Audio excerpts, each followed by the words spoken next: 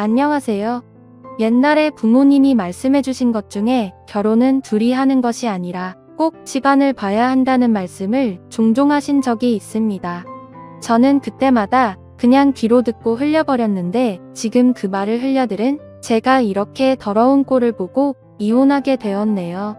저의 너무나도 억울하고 분노스러운 사연 이야기 보내봅니다. 저는 지방에 있는 대학교를 나와서 서울로 취직을 하여 살고 있던 여성입니다. 남편은 친구의 소개로 만난 번듯한 대기업에 다니던 남자였지요.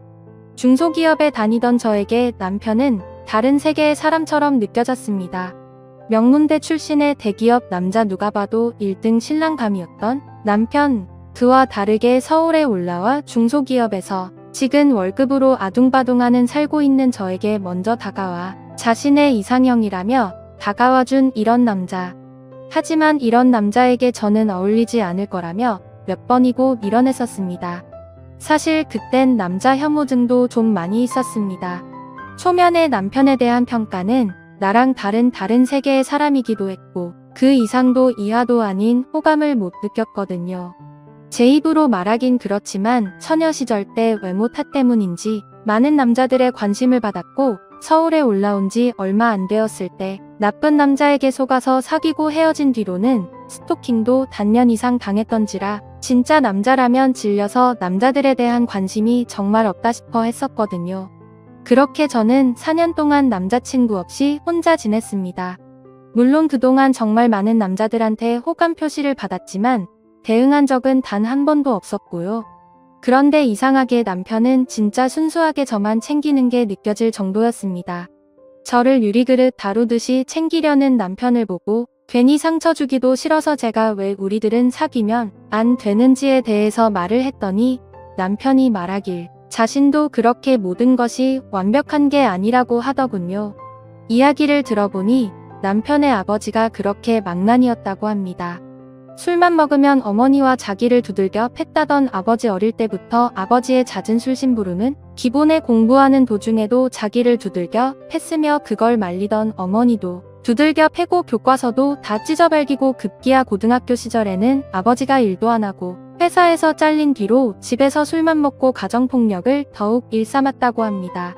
어쩔 수 없이 엄마는 집안을 먹여 살린다고 두들겨 맞은 몰골로도 밖에 나가서 일을 하였지만 너무 심하게 맞은 날은 병원에 입원하거나 얼굴에 티가 많이 나서 일도 그만두는 일도 많았다며 자기 집안에는 정말 돈이 하나도 없었답니다. 가끔 할아버지 내에서 조금씩 돈 좀 붙여주는 게 전부였다고 하더군요. 자기는 정말 이대로 그냥 인생이 끝나는가 싶었지만 남편이 고등학생이 되고도 아버지의 폭력이 멈추지를 않자 더 이상 못 참아서 아버지를 개패듯이 두들겨 팬 이후로는 2번 다시 아버지가 주먹은 휘두르지 않았다고 하더군요. 그 이후로 가정폭력은 사라졌지만 여전히 집구석에서 돈도 안 벌고 술만 찾는 아버지가 있답니다. 그래도 아버지를 두들겨 팬 기 효과적이었는지 어머니도 나가서 일을 더 오래 다닐 수 있게 되었고 자신도 그런 어머니를 위해 학원과 공부에 집중을 해서 더욱 도끼를 품고 공부만 하였고 노력의 결실로 결국 하고 싶었던 꿈에 그리던 명문대에 진학할 수 있었다고 합니다. 너무 행복했지만 그 행복도 잠시였고 또 다른 시련의 시작이 왔었다고 명문대에 들어갔긴 했지만 사립이다 보니 엄청난 학비를 감당하기 위해서는 장학금을 꼭 받았어야 했기에 더욱 이 악물고 도끼 품으면서 공부를 이어나갔고 아르바이트까지 병행하며 졸업했던 남편, 그런 남편 이야기를 들으니 한순간에 사람이 달라 보이고 존경스럽더군요. 그때부터 저도 역경을 딛고 혼자 일어선 남편에게 호감을 느끼기 시작했고 저는 이런 남자라면 저를 지켜줄 수 있지 않을까라는 마음에 진지하게 만나기 시작했습니다. 연애하는 동안 남편은 정말 제가 생각했던 완벽한 남자 그 자체였습니다. 제가 가끔 화도 내면 다 받아주고 모자란 저를 이끌어주던 남자, 그런 남자에게 빠져 결혼이 하고 싶어졌고 급기야 집에 소개를 하게 되었습니다. 하지만 남편의 이야기를 다 들으신 부모님께서는 그렇게 썩 밝은 표정은 아니셨습니다. 피는 못 속인다는 말과 가정 환경의 중요성에 대해서 말씀을 하시더군요. 그래서 저는 부모님께 따지듯이 말했습니다. 그런 가정 환경이 나쁜 사람은 평생 나쁜 사람으로만 살아야 되냐고, 기회도 그럼 영원히 없는 거냐고 따졌죠. 부모님이 꼭 그런 건 아니지만 이왕 딸 가진 부모 입장에선 딸이 더 좋은 남자 만나길 원하는 건 어떤 부모라도 같은 심정일 거라고, 오로지 널 위해서 하는 말이라고. 너가 그런 모든 걸 다 감싸 안을 수 있다고 한다면 결혼을 허락하겠다고 하시더군요. 그리고 시부모님을 뵈러 갔을 때 그 중요한 날에도 시아버지는 술에 취해 있더군요. 얼마나 술을 드셨는지 덥석 제 손을 잡고는 자기 아들 어디가 그렇게 좋았냐며 끌어안기까지 하더니 머리를 쓰다듬는 걸 남편이 다급히 말리면서 해프닝이 끝났습니다. 그땐 정말 얼마나 놀랐었는지, 남편이 정말 미안하다고 결혼하면 그래도 우린 따로 나가서 살 거니까 괜찮을 거라고 하더군요.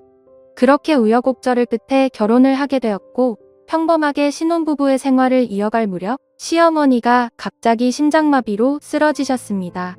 장애가 남을 수 있다고 하였고 재활케어가 정말 중요하다는 말에 남편이 어느 날 퇴근하고서 제 앞에 무릎 꿇고는 빌더군요. 내가 지금 돈이 많이 없어서 재활원에 보내드릴 수는 없고 돌봐줄 사람이라고는 자기밖에 없는데, 그렇게 되면 어머니를 집안에 모시게 되어야 하고 아버지도 올 것 같은데 저한테 너무 미안하다고, 정말 이런 의도가 없었다며 비참하게 저한테 사정을 하더군요.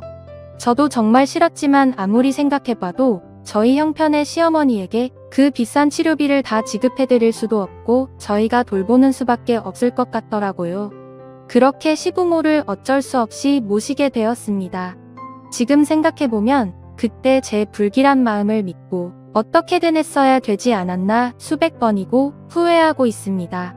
그렇게 시아버지와 시어머니가 오시고 나서는 저는 일도 그만두고 시어머니 병수발을 하였고, 시아버지는 방 안에서 술을 드시고 횡설수설 하시더군요. 가끔씩 절 보는 눈빛이 너무나도 소름 끼쳐서 무서웠습니다. 남편은 퇴근을 하면 최대한 빠르게 집에 와서는 저한테 미안한지 계속 눈치를 보며 시어머니를 챙기고 저보고 항상 싫어했지만 사실상 저희 부부의 신혼생활은 끝이 났었습니다. 그리고 부부로서 사랑도 나눌 수가 없었고요. 한 번은 시도한 적이 있었는데 시아버지가 문틈으로 훔쳐보는 걸 제가 발견하고 깜짝 놀라서 소리친 이후로는 저도 겁이 나서 2번 다시는 그런 적이 없었습니다. 그 이후로도 시아버지는 저에게 몰래 다가와 뒤에서 바짝 다가오더니 아들놈은 이런 걸 마음대로 할 수 있다며 부럽다는 등의 이야기를 하더군요. 그때마다 성질을 내며 남편에게도 말을 했지만 남편이 시아버지에게 아무리 화를 내도 고쳐지질 않았습니다. 오히려 은근 슬쩍 실수인 척 제 몸을 스치는 듯한 일도 늘어났습니다. 그리고 몇 달이 지나고 저는 오랜만에 친구들을 만나서 진탕 마시고 들어왔었는데 그날 밤 남편이 들어오기 전에 사고가 일어나고야 말았던 거죠. 시아버지는 남편에게 말하면 모두 끝장내버릴 거라며 협박을 하더군요. 저는 그렇게 말할까 말까 큰 고심에 빠졌고 도저히 저는 못 견디고 그 다음날 경찰을 불러 신고해서 시아버지를 잡아갔습니다. 시아버지는 경찰서에서 제가 유혹을 했다고 소리치더군요. 항상 집에서 옷을 얇게 입고 있었다면서 며느리가 유혹해서 그런 거라며 고래고래 소리를 지르며 당당하게 말하는데 진짜 너무너무 쪽팔리고 창피해 죽겠더라고요. 근데 저를 위로해줄 줄 알았던 남편은 집에 와서 저한테 충격적인 말을 하더군요. 이런 일이 생겼으면 자기한테 먼저 말을 했어야지 왜 경찰을 먼저 불렀냐며 저를 탓하더군요. 저는 순간적으로 멍해져서 제가 잘못 들은 줄만 알았습니다. 그리고 남편의 눈길에서 읽은 느낌은 그동안 제가 알고 믿고 지내던 남편이 아니었습니다. 뭔가 제가 부정을 저지른 듯한 저를 탓하는 눈빛에 저는 그 눈길에 진짜 그 인간 쓰레기 시아버지 말처럼 제가 시아버지를 유혹한 천하의 둘도 없는 더러운 며느리가 된 것 같은 기분을 느꼈습니다. 그 이후로 공황장애가 왔고 남편의 얼굴을 보기만 해도 토가 나오는 지경까지 이르렀습니다. 남편은 쌀쌀 맞은 말투로 대체 왜 그러냐며 했습니다. 정신과에서는 제가 후유증으로 이렇게 된 거라고 하더군요. 거의 한 달 지나도 몸 상태가 좋아지질 않자 남편은 혹시 임신한 건 아니냐며 테스트라도 해보라는 말에 제가 진짜 그때 정신이 반쯤 나가서 집안 물건이고 뭐고 다 집어던지며 남편에게 소리를 질렀었습니다. 그리고 테스트 결과 임신은 아니었고요. 남편은 제가 힘들어 보이니 그냥 친정집이라도 내려가 있으라는 말에 바로 짐을 싸서 친정으로 내려갔고 문자로 이혼하자고 보냈습니다. 그제서야 남편은 아픈 어머니 때문에 갈 수가 없는데 대체 저까지 왜 그러냐며 문자 보내는 걸 다 싶더군요. 그렇게 한 달쯤 지나서 남편이 저를 찾아와 이제 집으로 돌아오라며 말했지만 저는 한 달 만에 본 남편을 보고 제 공황장애는 더욱 심해져 두려움에 몸이 떨렸습니다. 결국 톡까지 하게 되자 친정 부모님이 남편 보고 일단 돌아가라고 시켰습니다. 저는 시간이 좀 흘러 몸이 좀 진정이 되자 남편에게 전화를 해서 말했습니다. 당신이랑은 이제 절대로 같이 살 수가 없을 것 같다고. 나는 당신 아버지에게 피해자였는데 누구보다 날 보호해야 되는 당신이 날 더러운 여자로 취급했고 당신의 눈빛 속에 있는 난 이미 시아버지를 유혹한 여자였다고? 이제 당신 얼굴만 봐도 트라우마가 생기고 죽을 것 같으니까 그냥 우리 이혼하자고 했더니 절대 못한다며 우리 집 앞까지 찾아와 무릎 꿇고 나오라며 소리 지르길래 경찰 불러서 쫓아냈네요. 시아버지는 징역 3년을 받았습니다. 정말 기가 막히더군요. 제 인생은 파멸이 되었는데 어떻게 이게 겨우 3년을 받은 건지 이해할 수가 없습니다.